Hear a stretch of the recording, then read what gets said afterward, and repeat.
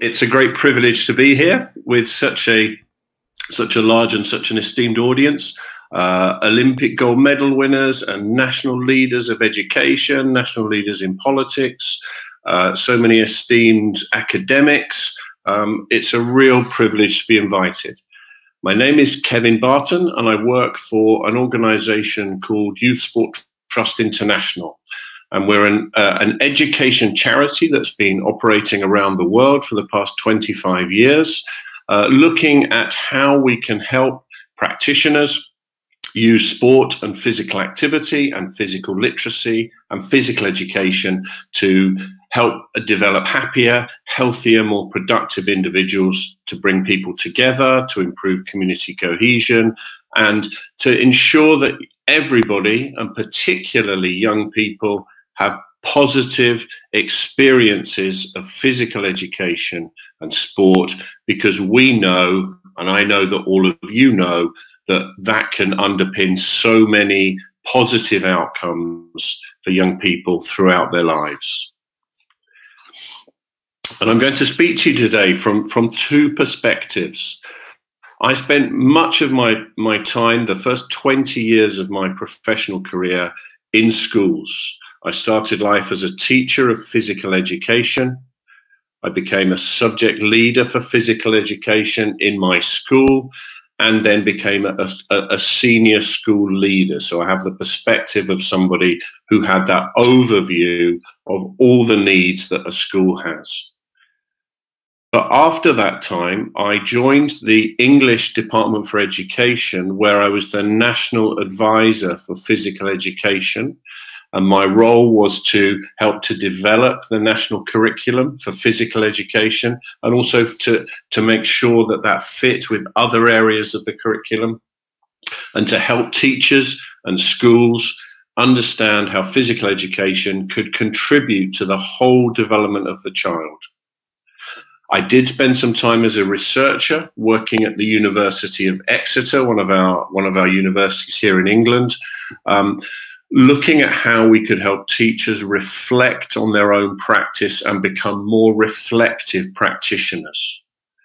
And I spend a great deal of my time now as a trainer, not just of teachers, but also of sports coaches, some very experienced, some very new to the profession, helping them think about how they can use physical literacy, physical activity, sport, to improve the lives of young people, and helping them become more reflective practitioners, and to think about the tremendous impact they can have on young people through the work they do. But today I'm really here to talk to you about physical literacy.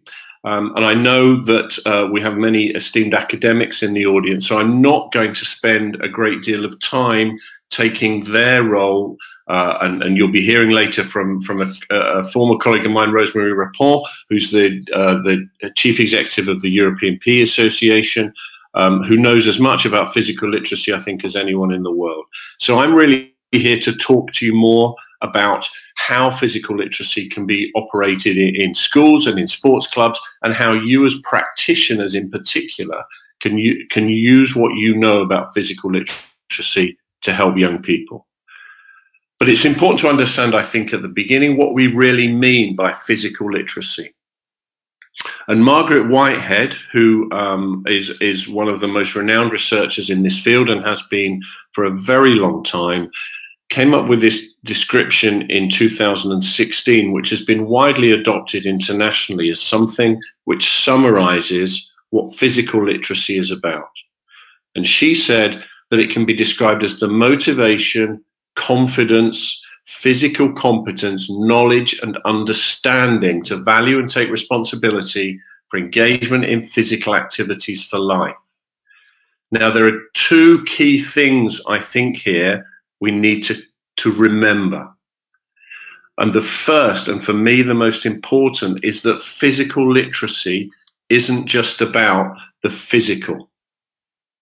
Physical literacy is not just about what we can do physically, it's also about what we know and understand, but most importantly of all, it's how we behave, it's the things we do, it's the attitudes that we have to our own bodies, our own physical development, our own physical, emotional, and social health.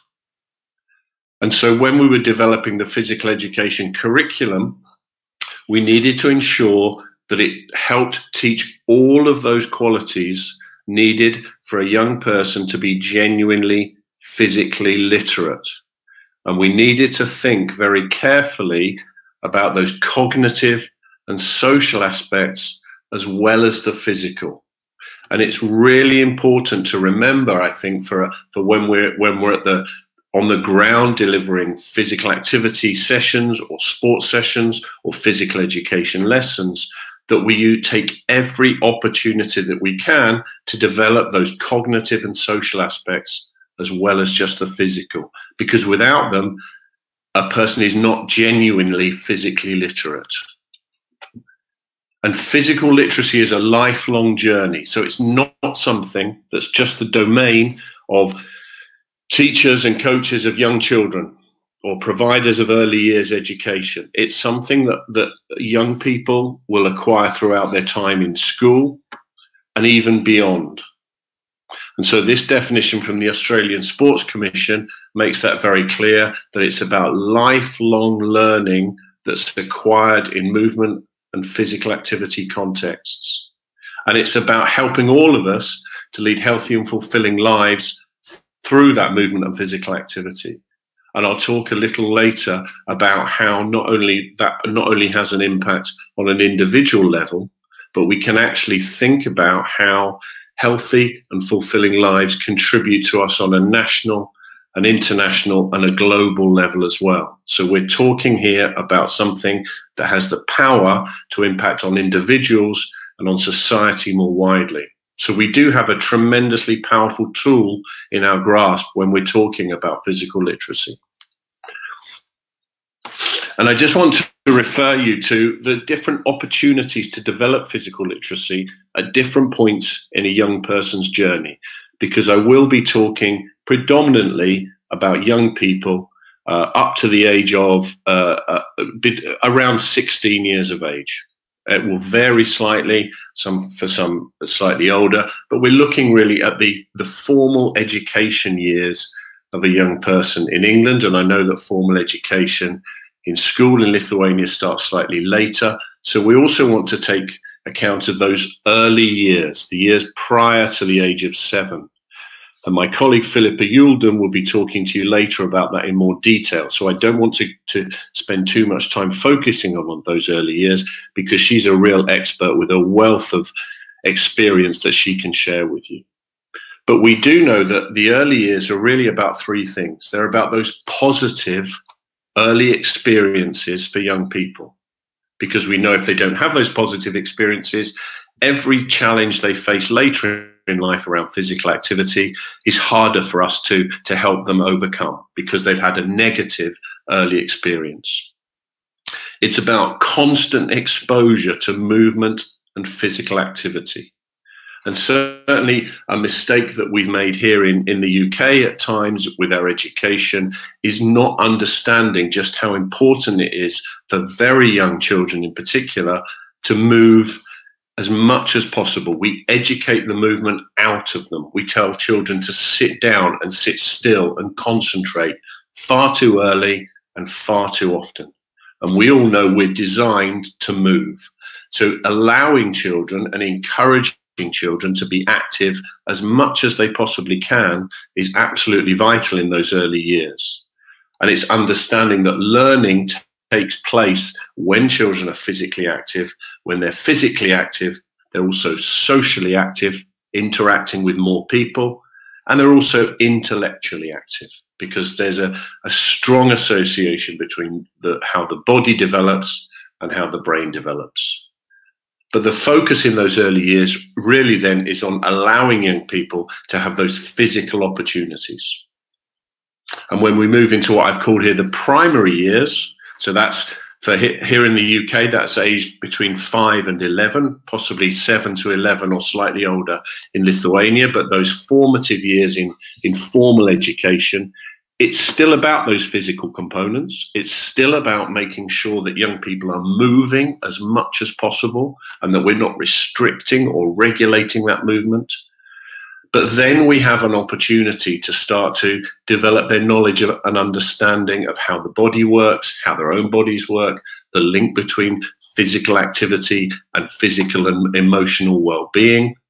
And we can really start to influence those attitudes, those behaviors, and those habits that form in these important years that are more likely to allow a young person to remain physically active and engaged in sport and physical activity and movement through to adulthood. And I'll talk a little bit more about that in a moment. And then the third phase, once children enter in the UK here, their secondary education, aged around 11 or slightly older, the focus changes, and we need to think about how we support and help those young people who maybe still have some needs in developing the physical components of physical literacy. So there will be young people who move into a secondary education who don't have all those things, who still have some deficits. But at the same time, we're looking at taking the knowledge and understanding and building on that and embedding it into this lifelong love of activity. And I've always said that we shouldn't judge the success of a physical education teacher or a coach of young children when they leave our class or even when they leave our school.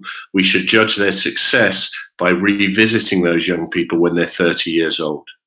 And if they're still physically active, if they're still engaged in sport or movement or some kind of activity when they're 30, I think then as practitioners, we can feel that we've been successful, because it's about a lifelong love of activity that we're really seeking to develop in our young people.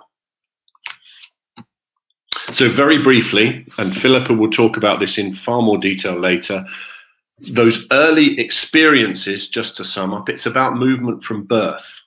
So young, very, very young children, when they're first born, are developing at such an incredibly fast rate that we need to make sure that they're given opportunities to move from birth. And that's partly about training and providing support and guidance to parents and families so that they understand the value of that strategy.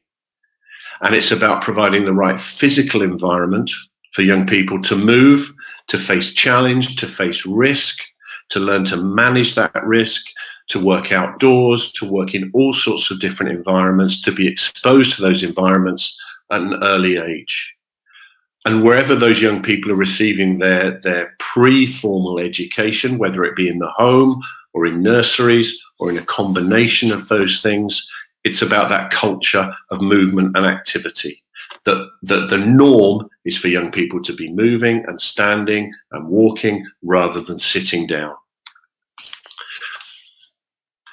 And then we move into the primary years, and we have really 4 things to think about. And the first is that there are 2 opportunities for young people to be physically active, and they're both equally important.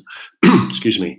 The first is those independent physical activities that young people participate in. And we often just call it play. And it's fine to call it play, as long as we understand that play is an incredibly powerful tool in young people developing physical literacy. So making sure that there are opportunities for young people to play, to use to develop their independence, to develop their self-confidence, their ability to work in groups, to communicate, to develop teamwork and empathy. All of those skills can take place if we provide opportunities for children to play.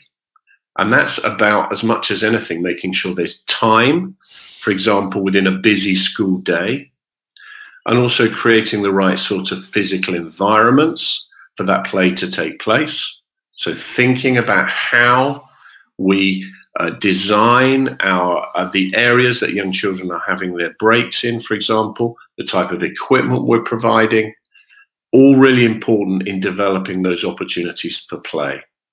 And then alongside that, we have those planned physical activities that are taught to children as part of their physical education curriculum. And that's partly about the physical, it's partly about the knowledge and understanding.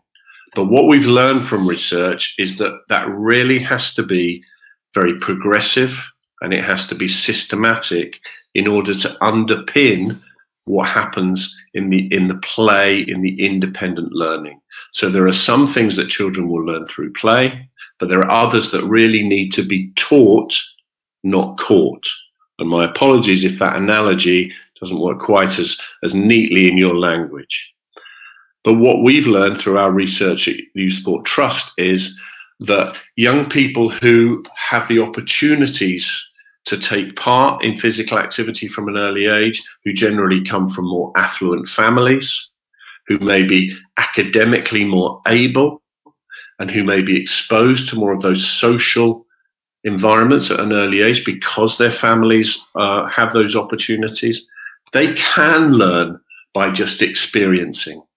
But those children who are less fortunate or possibly less academically able, they don't learn unless it's very explicit and it's taught to them in a very purposeful way. They don't learn those things ad hoc. They don't learn them just by experiencing them.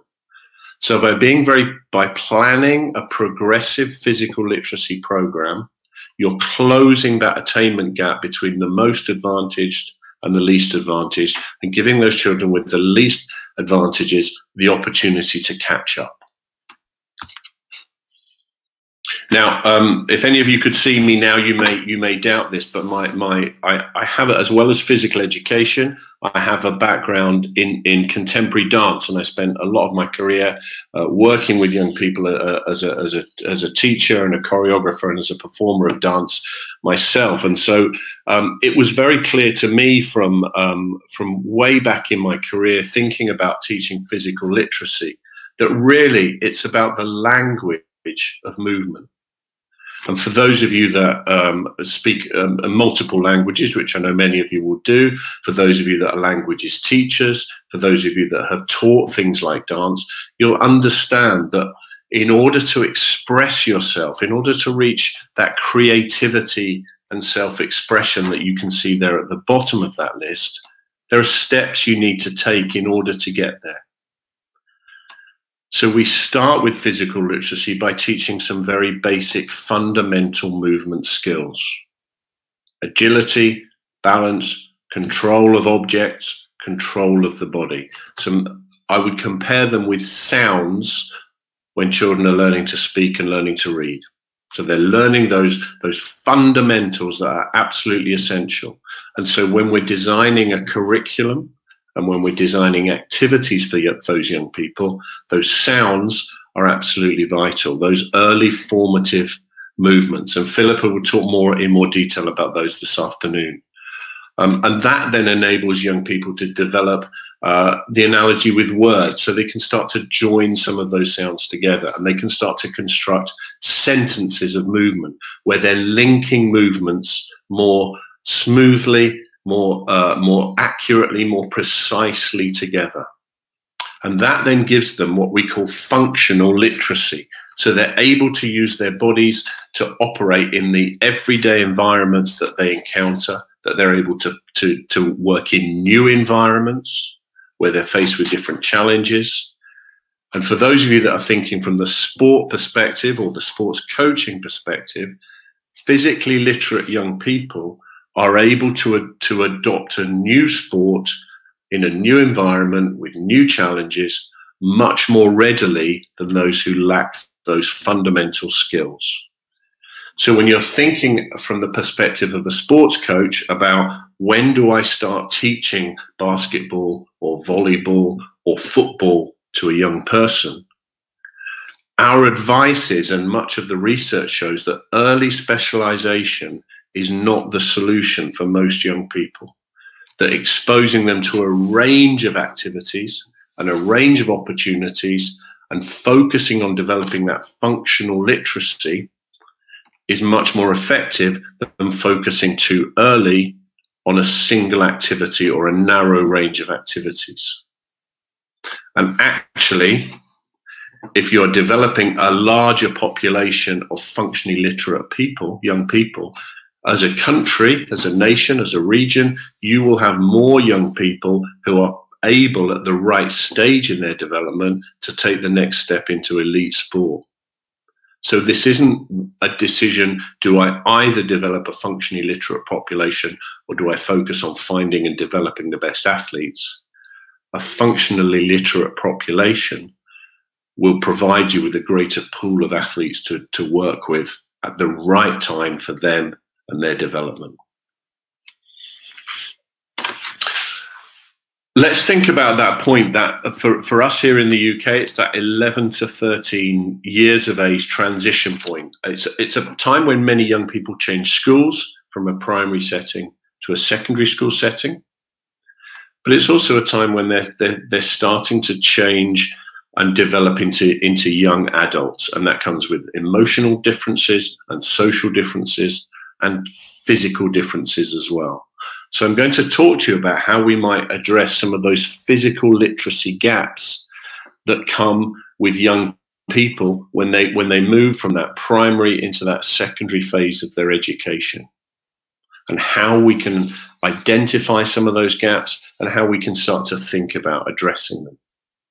And we all know, certainly here in the UK, we've effectively had 12 months where school has been incredibly disrupted, where our physical activity levels have declined quite significantly, and where physical education and participation in organised sport, both in and outside school, has been very, very severely hit. And we now are only just moving back into organised sport for young people outside of school. But it does give us an opportunity to look critically at our curriculum, and that's in schools, but also when thinking about our curriculum as sports coaches, and to think differently and to think about how we can help address some of those problems that COVID-19 brought about, but also go a little deeper and address some of the challenges that young people probably had even before COVID-19. So I want to talk to you about identifying and addressing some of those gaps that young people may come to you with in their physical literacy skills. And remember, this isn't just the physical components, it's the emotional, the behavioral, the social components as well, the cognitive aspects, the social aspects, the whole range of skills.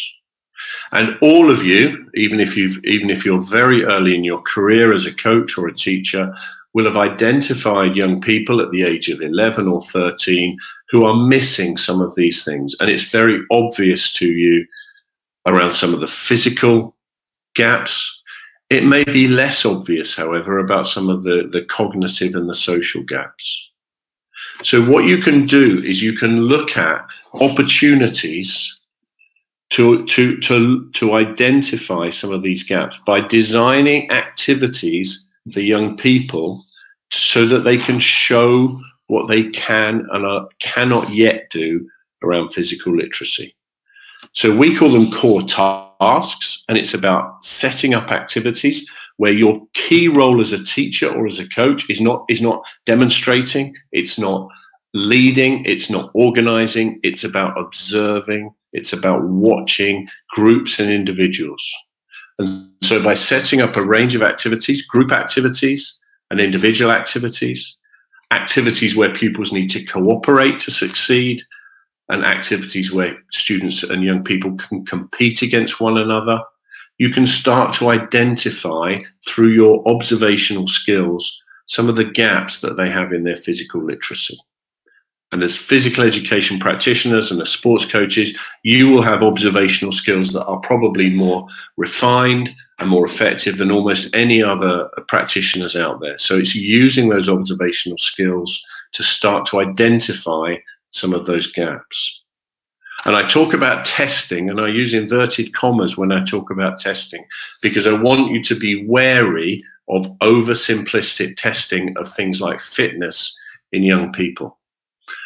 There are tests available, and there are tests that can provide you some feedback about physical performance, but I would be very cautious in how you use them and how important you see them as an indicator. And I'll use myself as a bad example rather than a good example from my time as a teacher.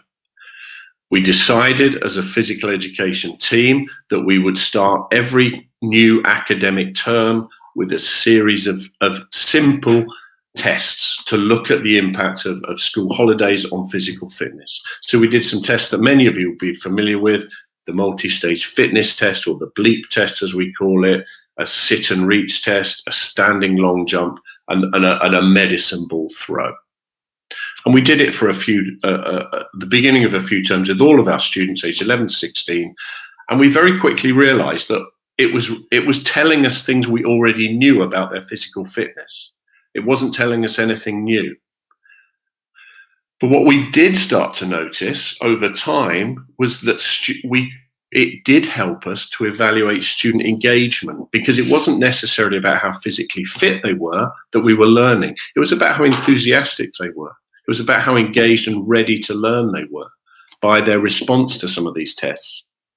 We also learned about the young people that had real leadership skills and organizational skills, because within 12 months, our role as teachers was almost zero, because those enthusiastic young people had taken over the management of this testing entirely themselves.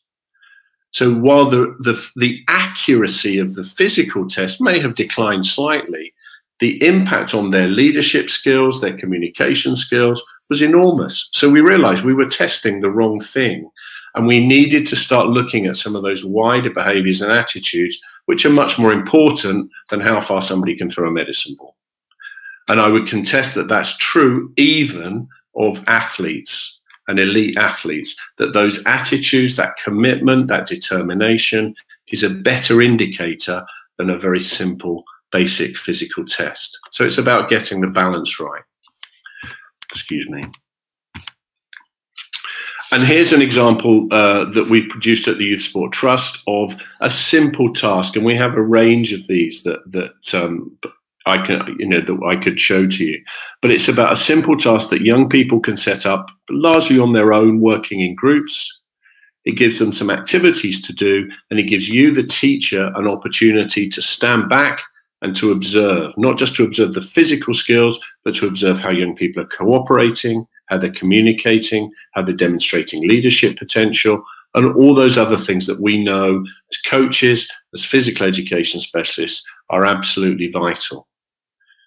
And then on the back of those cards, we have a series of questions and prompts that look at the social, the physical, and the cognitive aspects of a young person. And you can either ask the young person themselves some of these questions, or you can just keep them in mind when you're doing your observation. So when you're looking at how somebody's responding to one of these tasks, these prompts help you to think about the type of activities and the type of responses that your young people are making to those activities. So a simple set of activities that you could plan as a group of coaches or teachers, some simple prompts for you to either observe or to have conversations with young people that will give you a really good picture of where those gaps are in their physical literacy. And you can use those tasks as a chance, as I've said, to observe those individuals. But most importantly, it gives you a chance to plan what you're doing next. So you're not working from a scheme of work that's been produced remotely. You are planning your delivery of your coaching sessions or your teaching sessions according to the needs of your individuals. And it also allows you to identify that smaller group of young people that maybe have some real additional needs that need addressing, whether that's something like dyspraxia, where children, have trouble with those gross and fine motor skills, whether it's about developing physical fitness or core strength, or addressing some of those cognitive or social elements. Having a really clear picture of what your young people can and can't yet do enables you to plan to address those physical literacy gaps. And so we're about embedding this lifelong love of physical activity. And what does that actually mean? It means building a positive self-image. It means making sure that our provision as coaches and as teachers helps young people build a positive self-image of themselves, that they learn to succeed, that they experience success, and they learn how to deal with failure and loss as well. but the work we do underpins that self-confidence and that positive self-image. We know it's especially important for young girls and young women, but we also know there's increasing evidence that it's important for boys and young men as well, that their body image, their self-image is absolutely vital in them becoming successful adults. We're talking about building what we call cultural capital. So those exposure to those activities, exposure to those visits to museums or art galleries or sports events, that participation in wider activities that sport does so wonderfully well, that then gives young people the confidence and the skills they need to enter a new environment. So when they go into the world of higher education at university, or whether they go into the world of work, they have the confidence to operate in that new environment. They have the high aspirations to set themselves challenges and to push themselves. And so much of that can come from an exposure to the right sort of sports activities. And we know it's about smoothing that transition from school to community settings. So helping those young people make that step away from the safer environment of the school into those, for some children, more challenging, more frightening environments in the community. How, as a profession, at both ends, in the school and in the community, can we strengthen those links in order to make that transition smoother? And how can we provide opportunities for all kinds of people with all kinds of motivation? And there's been some research done very recently by Sport England here in England. That's the organisation that funds grassroots sports, and they've identified that young people play sport and are physically active for all kinds of different reasons, and that a relatively small percentage, perhaps about 20%, can take part because they want to compete and they want to develop as athletes and performers, and they want to win. But for the remaining 80%, it's about other things. It's about establishing friendships. It's about feeling more confident. It's about feeling and looking better. So we need to make sure that we're providing lifelong opportunities for all of those young people, not just the ones who want to compete to win. And it's about, as a society, removing some of those barriers to participation, whether that be visible barriers, facilities that are appropriate for a range of young people, including those with disabilities, or some of those invisible cultural barriers that certain groups in society face. How can we address some of those barriers and remove them so that we're getting, everybody is having the opportunity to take part in physical activity for life? And what does that mean? What does a physically literate nation look like? Now, this looks like a very, very ambitious list. And I'm not suggesting that all of these things will come about just through physical literacy. Clearly, there's a far bigger picture to look at here. But there is scientific evidence that underpins each of those statements. That physically active people tend to be healthier and happier. And physically active young people are much more likely to become physically active adults. So those positive early experiences are absolutely vital in producing those physically active adults. There's a wealth of scientific evidence that shows that physically active people tend to be happier and have better physical health and better mental and emotional well-being as well. So a physically active nation tends to have better physical, emotional, and social well-being. There's a wealth of evidence that shows that sport and physical activity provides greater community cohesion. It brings different communities together. It strengthens the bonds between different groups of people within a community, and it provides a perfect environment for people from different cultures and different backgrounds to come together to learn and play and enjoy together. And I'm sure there are many of you out there that are doing this kind of work already. A physically active and a physically literate nation will be more productive. You'll have fewer sick days. You'll have less pressure on your health services. You'll have people who are able to work for longer, who are less likely to suffer from some of these debilitating diseases in older age, so they have a longer productive life. So all of those things, although, as I say, physical literacy isn't the only factor, it is a key factor and has a strong link with all of those things. And for those of you out there that are thinking about how do I make Lithuania a more successful sporting nation, and I know, we have people in the audience who've demonstrated that to the very, very highest level. By having a physically literate nation, by making sure that every young person has that functional literacy at the age of 7 to 11, you are broadening the base of your participation pyramid enormously. So your potential as a relatively small nation is increased greatly. Although I live and I work, and I spent most of my life living and working in England, I'm originally from Ireland, which is, again, a relatively small country. And in order to be successful in sport, we can't afford to leave anybody behind. We have to make sure that everybody is part of that pyramid so that we have a much greater pool of people to choose from in order to make us a more successful sporting nation. So what next, to wrap up? Many of you are teachers of children or teachers of other teachers, and many of you are coaches. I think that all teachers should have the opportunity to see themselves as teachers of physical literacy.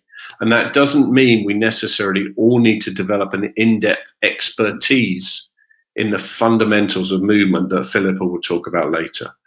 I'm thinking about how we create a school and a community culture that sees movement and physical activity as central to the learning and the development of every young person. So as an advocate of physical activity and sport, perhaps your role is sharing with your colleagues in other areas of the school, mathematics teachers and science teachers, to view physical activity as an opportunity to improve the learning of young people, to help develop their focus, their concentration, their behavior, and actually to make them better learners. And again, there's a huge amount of evidence that supports that contention, but you can understand why some of your colleagues are a little reluctant to try it, because they need the support of an expert like you. And if you're a sports coach, it's really thinking about your role as a coach of young people in a slightly different way and taking a longer, slightly more holistic view of what success looks like. It's about thinking of yourself as a coach of young athletes rather than a coach of a specific sport. And I'm sure many of you view yourselves as that already.